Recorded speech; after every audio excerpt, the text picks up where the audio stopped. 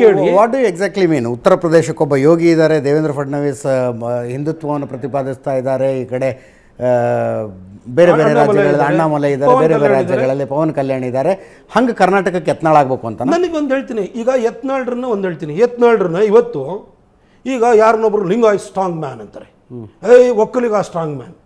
ನೀವು Lingayat strong man, Vokkaliga strong man ಹಿಂದೂಗಳಿಗೆ represent ಮಾಡಿ. ನೀವು ಅಲ್ಲಿ ಯತ್ನಾಳ್ ಪಂಚಮಸಾಲಿ ಹೋರಾಟದಲ್ಲಿ ಉಪಜಾತಿ ಉಪಜಾತಿ ಅದು ಅವ್ರದ್ದು ಪಾಲಿಟಿಕ್ಸ್ ಬಗ್ಗೆ ನಾನು ಹೇಳೋಕ್ಕೋಲ್ಲ. ಈಗ ಅವರು ಆ ಹೋರಾಟದಲ್ಲಿ ಅವ್ರು ಭಾಗಿಯಾಗಲಿ. ಈಗ ಅವರದು ನಾಮ ಇಟ್ಕೊಂಡಿರ್ತಾರೆ, ಹಿಂದುತ್ವದ ಬಗ್ಗೆ ಮಾತಾಡ್ತಾರೆ, ಹಿಂದುತ್ವದ ವಿಚಾರ ಹೋದಾಗ ಬರ್ತಾರೆ. ಹಾಗಾಗಿ ಆ ಸಮುದಾಯದಲ್ಲಿ ಹಿಂದುತ್ವದ ಬಗ್ಗೆ ಪ್ರಖರವಾಗಿ ಮಾತಾಡುವ ವ್ಯಕ್ತಿ ಅಂತ ಜನ ಇವತ್ತು ಗುರುತಿಸ್ತಾ ಇದ್ದಾರೆ ಅವರನ್ನು. ಆಯಿತಾ?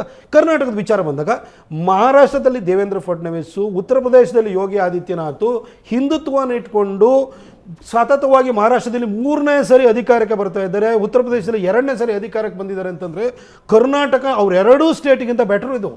ಯಾಕೆಂತಂದರೆ ನಮಗೆ 1960ಸಲ್ಲೇ ಸಂಘದ ಕಾರ್ಯಕರ್ತರುಗಳು ಅವತ್ತು ಅವರು ಪ್ರಾಮಾಣಿಕತೆಯಿಂದ ಯೋಗ್ಯತೆ ಆಧಾರದ ಮೇಲೆ ಗೆದ್ದು ಬಂದಂಥವ್ರು 83ನಲ್ಲೇ ಎ.ಕೆ. ಸುಬ್ಬಯ್ಯನವರು ಇದ್ದಂಥ ಸಮಯ 18 ಸೀಟ್ ಗೆದ್ದಿದ್ದ ಅಂಥ ಒಂದು ಊರು. ಇಲ್ಲಿ ಯಾಕೆ ನಾವು ಗೆಲ್ಲಕ್ಕಾಗಲ್ಲ? ಈ ಹಿಂದುತ್ವನ ಬೈಂಡಿಂಗ್ ಫೋರ್ಸ್ ಆಗಿ ಯಾಕೆ ಇಟ್ಕೊಳಕ್ಕೆ ಹೋಗಲ್ಲ? ಯಾಕೆ ಕರ್ನಾಟಕ ಪಾಲಿಟಿಕ್ಸಿಗೆ ಒಬ್ಬ ಒಕ್ಕಲಿಗ ಸ್ಟ್ರಾಂಗ್ ಮ್ಯಾನ್ ಬೇಕು? ಯಾಕೆ ಒಬ್ಬ ಲಿಂಗಾಯತ್ ಸ್ಟ್ರಾಂಗ್ ಮ್ಯಾನ್ ಬೇಕು? ಯಾಕೆ ಇವ್ರಿಗೆ ಜಾತಿ ಬೇಕು? 33% ಇರುವಂಥ ಮರಾಠರ ಕಲೆ ಏನೂ ಮಾಡೋಕ್ಕಾಗಲಿಲ್ಲ?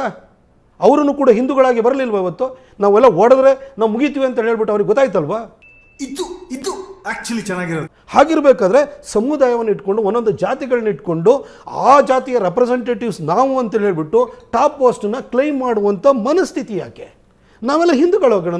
ನಂದು ಹೋರಾಟ ಏನಿದ್ರು ಕೂಡ ಹಿಂದುತ್ವಕ್ಕೋಸ್ಕರ ಯಾವುದೋ ಊರೊಳಗಡೆ ಸಣ್ಣ ವಿಚಾರ ಆಯಿತು ಅಂದ್ರೂ ಅಲ್ಲಿಗೂ ಹೋಗ್ತೀನಿ. ಅಲ್ಟಿಮೇಟ್ಲಿ BJP ಬೇಕಾಗಿರೋದು ಹಿಂದುತ್ವನೇ ಹೊರತು ಈ ಜಾತಿಗಳಲ್ಲ.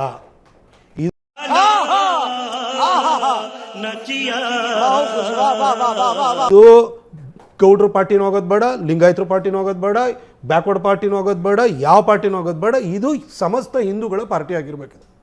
ಇಲ್ಲಿ ಯಾರೇ ಬಂದು ಲೀಡರ್ಶಿಪ್ ಅವ್ರವ್ರ ಯೋಗ್ಯತೆ ಮೇಲೆ ಅವ್ರವ್ರ ಅದೃಷ್ಟ ಹಣೆ ಬರ ಎಲ್ಲ ಇರುತ್ತೆ, ಅದ್ರ ಮೇಲೆ ಅವರಿಗೆ ಸ್ಥಾನಮಾನಗಳು ಲಭಿಸ್ತವೆ. ಮೇಲ್ಗಡೆ ಪಾರ್ಟಿ ಟಾಪ್ ಬ್ರಾಸು ನೋಡ್ತಿರ್ತದೆ. ಆದರೆ ಪಾರ್ಟಿ ನಮ್ದು ಪಾರ್ಟಿ ಯಾರ್ದು ಕೂಡ ಜಾಗೀರ್ ಅವ್ರದ್ದು ಅದು ಅಂದರೆ ಅವ್ರದ್ದು ಏನು ಇನ್ಹೆರಿಟ್ ಮಾಡ್ಕೊಳ್ಳಲ್ಲ. ಈ ಪಾರ್ಟಿನ ನಾವು ಬೆಳೆಸಬೇಕು ಅಂತ ಎಲ್ಲ ಸಂಘಟಿತವಾಗಿ ಹೋರಾಟ ಮಾಡಬೇಕು. ಇವತ್ತು ಮಹಾರಾಷ್ಟ್ರದಲ್ಲಿ ಯಾವ ರೀತಿ ಅಜಿತ್ ಪವಾರ್, ಏಕನಾಥ್ ಶಿಂದೆ ಎಲ್ಲರೂ ಇಟ್ಕೊಂಡು ಚುನಾವಣೆಯಲ್ಲಿ 231 ಸೀಟ್ ಬಂದಾದ್ಮೇಲೂ ಕೂಡ 10 ದಿನ ಮುಖ್ಯಮಂತ್ರಿ ಆಗೋಕ್ಕೆ ಕಾಯ್ತಾರೆ ದೇವೇಂದ್ರ ಫಡ್ನವೀಸ್ ಅಂತಂದರೆ. 2019ರಲ್ಲೂ ಕೂಡ 104 ಸೀಟು ನನಗೆ ಗೊತ್ತಿರೋ ಪ್ರಕಾರವಾಗಿ ಗೆದ್ದಿದ್ರು. ಆವಾಗ ಶಿವಸೇನೆ ಅವ್ರು ಕೈಕೊಟ್ಟಿರುವಾಗ ಅವತ್ತು ಸರ್ಕಾರ ಮಾಡ್ಬೋಯ್ತು. ಅವತ್ತು ಮನುಷ್ಯ ಆ ನೋವನ್ನು ನುಂಗ್ಕೊಂಡು ಮತ್ತೆ ಸತತವಾಗಿ ಕೆಲಸ ಮಾಡಿಬಿಟ್ಟು ಯಾರು ಹಿಂಗೆ ದೋಖಾ ಭಾಗದ್ರಲ್ಲಿ ಅದೇ ಪಾರ್ಟಿನ ಹೊಡೆದಾಕಿದ್ರು. ಆಮೇಲೆ ಮರಾಠ ಫ್ಯಾಕ್ಟ್ರಿನ ಇಟ್ಕೊಂಬಿಟ್ಟು ಇವರು ಜಾತಿನ ತಗೊಂಬರೋಕೆ ಹೋದಾಗ ಅದು ಅಜಿತ್ ಪವಾರ್ನ ತಗೊಂಬಂದರು. ಈ ರೀತಿ ಸ್ಟ್ರಾಟಜೈಸ್ ಮಾಡಿಬಿಟ್ಟು ಒಂದು ಪಾರ್ಟಿನ ಬಿಲ್ಡ್ ಮಾಡಿದ ಮನುಷ್ಯ ಇವತ್ತು ನನಗೆ ದೇವೇಂದ್ರ ಫಡ್ನವೀಸ್ ನನಗೆ ಬ್ರಾಹ್ಮಣ ಕಾಣಲ್ಲ, ದೇವೇಂದ್ರ ಫಡ್ನವೀಸ್ ಒಬ್ಬ ಹಿಂದೂ ಆಗಿ ಕಾಣ್ತಾರೆ.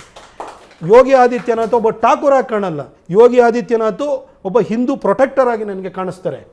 ಹಾಗಾಗಿ ಅವರಿಗೆ ಇವತ್ತು ಜನಮಾನಸದಲ್ಲಿ ಸ್ಥಾನ ಸಿಗ್ತಾರೆ. ಅವರ ರಾಜ್ಯದ ಗಡಿಗಳ ಆಚೆಗೂ ಕೂಡ ನಮ್ಮ ಕಾರ್ಯಕರ್ತರು ಅವರಿಂದ ಪ್ರೇರಿತರಾಗ್ತಾರೆ, ಅವ್ರ ಬಗ್ಗೆ ಒಂದು ಪ್ರೀತಿ ಭಾವನೆಯನ್ನು ಬಳಸ್ಕೊಂಡಿದ್ದಾರೆ. ಹಾಗಿರ್ಬೇಕಾದ್ರೆ ಅದೇ ಹಿಂದುತ್ವದ ಆಧಾರದ ಮೇಲೆ ಕರ್ನಾಟಕದಲ್ಲೂ ನಾವು ಯಾಕೆ ಈ ಪಾರ್ಟಿಯನ್ನು ಕಟ್ಟಬಾರ್ದು? ನಾವು ಕೂಡ ಆ ನಮ್ಮ ಕಾರ್ಯಕರ್ತರ ಪ್ರೀತಿಯನ್ನು ನಾವು ಯಾಕೆ ಗಳಿಸ್ಕೊಳಕ್ಕೆ ಹೋಗಬಾರ್ದು? ನನ್ನ ಜೊತೆ ನನ್ನ ಹಿಂದೆ ಬರೀ ಒಕ್ಕಲಿಗರು ಇರಬೇಕು, ಲಿಂಗಾಯತರು ಇರಬೇಕು, ಬೆಸ್ಸಿ ಇರಬೇಕು, ST ಇರಬೇಕು, ಇವರು ಇದ್ದು ನನ್ನ ಜಾತಿನ ಇಟ್ಕೊಂಡ್ಬಿಟ್ಟು ನಾನು ಮಂತ್ರಿ ಸ್ಥಾನ ತಗೋತೀನಿ, ಮುಖ್ಯಮಂತ್ರಿ ಸ್ಥಾನ ತಗೋತೀನಿ. ಈ ಹೋರಾಟ ಬೇಡ. ನಮಗೆ ಬೇಕಾಗಿರುವಂಥದ್ದು ಹಿಂದುತ್ವದ ಆಧಾರದ ಮೇಲೆ ನಮ್ಮ ಯೋಗ್ಯತೆ ಅದೃಷ್ಟದ ಮೇಲೆ ಕೇಂದ್ರದವರು ಯಾರಿಗೆ ಮುಖ್ಯಮಂತ್ರಿ ಸ್ಥಾನ ಕೊಡ್ತಾರೋ, ಇನ್ನೊಂದು ಸ್ಥಾನ ಕೊಡ್ತಾರೋ, ಮಂತ್ರಿ ಸ್ಥಾನ ಕೊಡ್ತಾರೋ ಕೊಡಲಿ. ಆದರೆ ನಮ್ಮ ಗುರಿ, ಸಂಕಲ್ಪ, ಉದ್ದೇಶ ಅನ್ನೋದು ಹಿಂದುತ್ವಕ್ಕೆ ನಮ್ಮ ಬದ್ಧತೆ ಆಗಿರಬೇಕು. ಅದನ್ನಷ್ಟೇ ನಾನು ಹೇಳಕ್ಕೆ ಬಯಸ್ತೇನೆ. ಈ ಅರ್ಧ ಗಂಟೆಯಲ್ಲಿ ನೀವು ಮಾತಾಡಿದ್ದನ್ನಷ್ಟು ಸಾರಾಂಶವಾಗಿ ಹೇಳೋದಾದರೆ, ನೀವು ವಿಷಯಾಧಾರಿತ ಬೆಂಬಲ ಕೊಡುವುದಕ್ಕೆ ಆ ಟೀಮಿನಲ್ಲಿ ಹೋಗಿ ಮೀಟಿಂಗ್ನಲ್ಲಿ ಭಾಗಿಯಾಗಿದ್ದೀರಿ ಹೊರತು ಬಂಡಾಯ ನಾಯಕರಾಗಿ ಗುರುತಿಸಿಕೊಳ್ಳೋದು ನಿಮ್ಗೆ ಇಷ್ಟ ಇಲ್ಲ. ವಿಚಾರ ನಮ್ಮ ಹಿಂದೂಗಳ ಭೂಮಿಯನ್ನು ಕಬಳಿಸ್ತಿರೋದು. ನಾನು ಹೇಳಿದೆ, ನಾನು ನೇರವಾಗಿ ಹೇಳ್ತೀನಿ, ನಾನೊಬ್ಬ ರಾಷ್ಟ್ರವಾದಿ. ನಾನು ಸಂಘದ ಚಿಂತನೆಯಲ್ಲಿ ನಂಬಿಕೆ ಇಟ್ಟರೂ ಆ ಕಾರಣಕ್ಕೋಸ್ಕರ ಆ ಚಿಂತನೆಗೆ ಪೂರಕವಾಗಿ ಈ ವಿಚಾರ ಇರೋದ್ರಿಂದ ನಾನು ಹೋಗಿದ್ದೀನಿ. ಅದೇ ಆರ್ಧೋ ವಿರುದ್ಧ ಸ್ಕೀಮಿಂಗ್ ಮಾಡೋ ಅಂಥ ಯೋಜನೆ ಆಗಿತ್ತು ಅಂತಂದರೆ ನಾನು 100% ನಾನು ಅಲ್ಲಿಲ್ಲೂ ಇರ್ತಿರ್ದೆ.